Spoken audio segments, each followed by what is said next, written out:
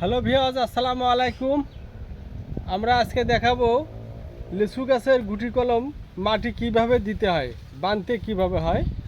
দেখুন, এই যে এখানে গাছটা আছে, এখান থেকে মাটি এরম চ্যাংটা মাটি নেবেন, একটা আঠালালা মাটি নেবেন, নিয়ে এই দেখেন মাটিটা কিভাবে দিতে হয়। এই উপর দিকে বেশি করে দিবেন, এই যে উপরে বেশি করে দিবেন, কারণ শেকড়টা আসলে আপনার উপর থেকেই আসবে, উপর থেকে আসবে।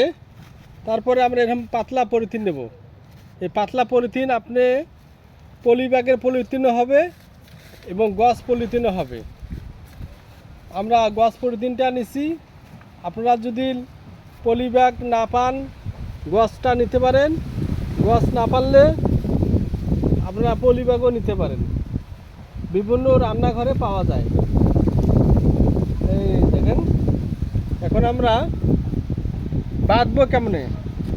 এই উপরেরটা বাঁধবো আগে, এইভাবে টাইট করে বাঁধবো।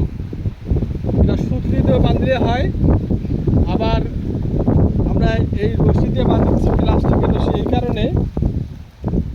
এই কারণে প্লাস্টিকের রশিটা দিছি যে এখানে কাঠবিড়ালি প্রচুর, প্লাস্টিকের রশি নিয়ে যায় তারা বাসা বাঁধায়।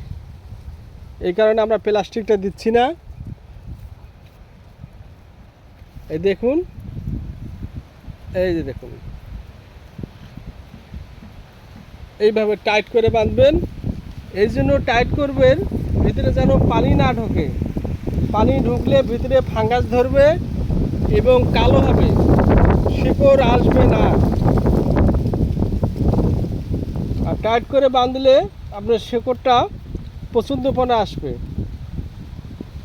এই যে শিকড় যখন আসবে, সাদা শিকড়ের পরে বাদামি রঙের যখন হবে, তখন আপনি নিচ থেকে কেটে নেবেন, নিয়ে আপনি যে কোনো টপে, যে কোনো প্যাকেটে, যে কোনো মাটিতে আপনি বসাই দেবেন ইনশাল্লাহ।